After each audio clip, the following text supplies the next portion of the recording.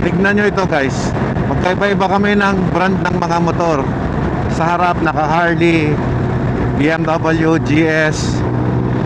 Yung iba Kawasaki yung type, yung iba Suzuki. Lahat ng brand nandito, Ducati.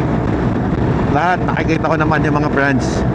Pero pinag-isa kami ng isang grupo, brotherhood, camaraderie. Brand. Tanggal ang brand border dito guys. Sama-sama kahit anong brand. Tricycle incoming. Ganda mag-ride dito, men. Ay, solid.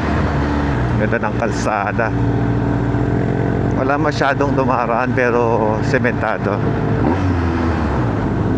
Napansin ko mataas ang respect ng mga tao dito pagdating sa mga riders.